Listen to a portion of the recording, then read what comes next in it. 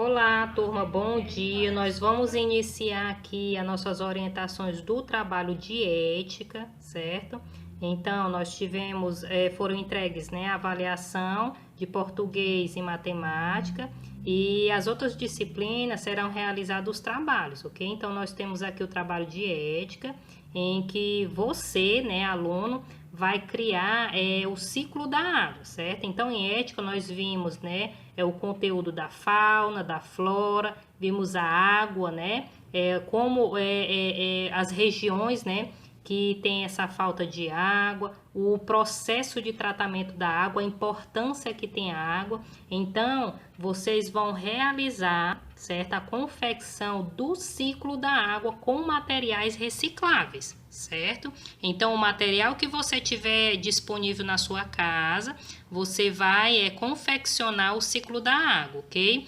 Então, aqui eu coloquei algumas imagens, certo? Eu estarei colocando essa orientação aqui, enviando para vocês, certo? Com algumas imagens, para que possam ajudar, né, nesse processo de confecção a vocês, certo? Então, gente, ele é bem simples, certo? Você pode construir, né, realizando essa confecção só com a caixa de papelão, né? Vocês vão usar tinta ou lápis de cor, certo? E o que é importante nessa construção é porque na realidade é uma maquete, né, que vocês vão ter que confeccionar. E o importante, gente, é que vocês possam compreender esse processo que é o ciclo da água, certo? Então, de acordo com essas imagens, vocês podem pesquisar outras imagens também desse processo, certo? Está livre para que vocês possam construir, mas o importante é que vocês entendam, certo? Esse processo.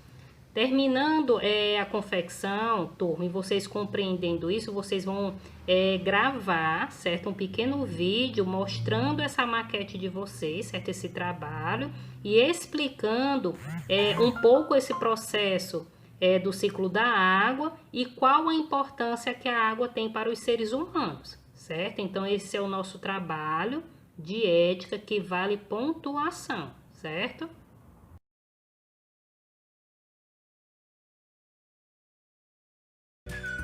Com a ajuda do calor do sol, a água evapora das superfícies dos rios, lagos, oceanos e também pela transpiração dos seres vivos. O vapor de água que vem da evaporação dos rios, lagos e oceanos e também da transpiração das plantas sobe pela atmosfera, atingindo alturas onde a temperatura é menor, formando assim as nuvens cheias de gotículas de água. Esse processo é chamado de condensação. As correntes de ar movem as nuvens por todo o planeta. Quando essas nuvens ficam sobrecarregadas, ou seja, com muitas gotículas de água, acontecem as chuvas, ou seja, a precipitação. Em climas muito frios, a precipitação cai como neve e gelo, formando as geleiras. A neve pode derreter e escoar na superfície, chegando até os rios e oceanos. Parte do gelo se transforma diretamente em vapor d'água. Já nos lugares que não são tão frios, parte da água que cai da chuva volta diretamente para os oceanos, rios e lagos. Outra parte entra no solo como infiltração, podendo recarregar os aquíferos. Nos aquíferos, a água pode fluir para a superfície, formando nascentes. Ou pode ficar em regiões bem profundas por bastante tempo e depois voltar para os oceanos, onde evapora mais uma vez. Como podemos ver, o ciclo da água é um processo sem fim.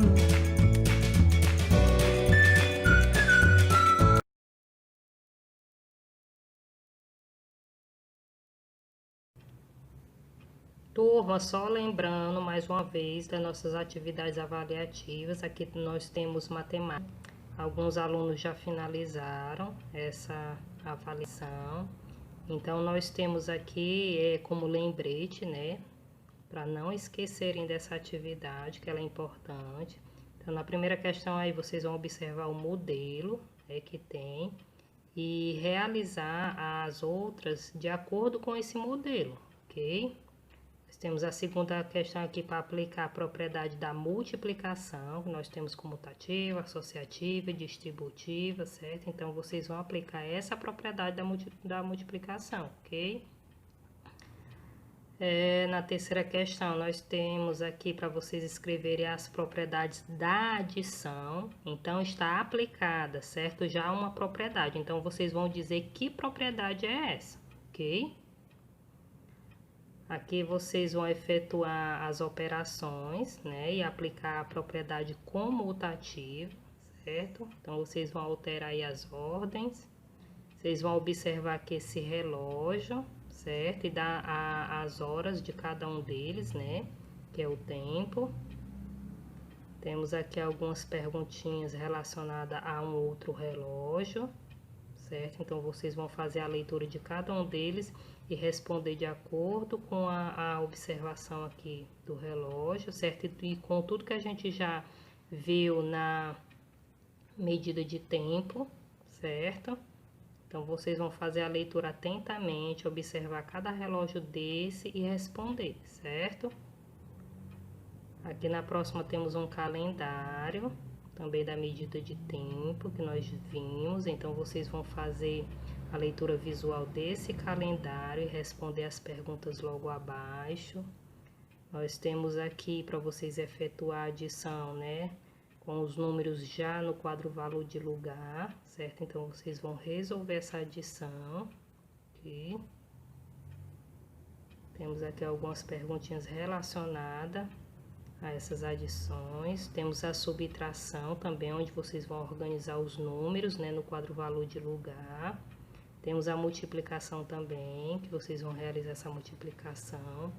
Um quadro em que vocês vão preencher o que está faltando, né? O resultado da multiplicação, certo?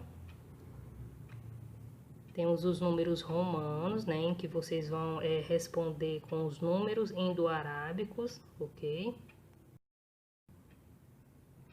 E temos perguntas, no qual vocês vão fazer a leitura dessas perguntas, certo? Interpretar e observar, certo? Se essas perguntas são relacionadas à adição, à subtração, à multiplicação, certo? Então, vocês vão fazer a leitura, interpretem, certo? E resolvam os cálculos de acordo com a pergunta, ok?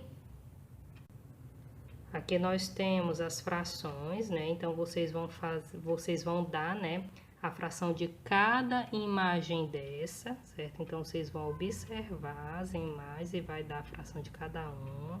Aqui vocês vão observar essa fração, certo? E responder de acordo com o que vocês observaram dela, certo? Então, essa é a nossa atividade avaliativa, certo?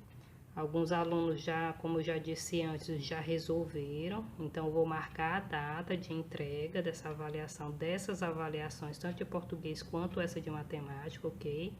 Então, quem não resolveu ainda, por favor, não esqueçam de resolver, porque essa avaliação vai ser entregue e ela é muito importante para a avaliação de vocês, para a nota, certo, de vocês, ok?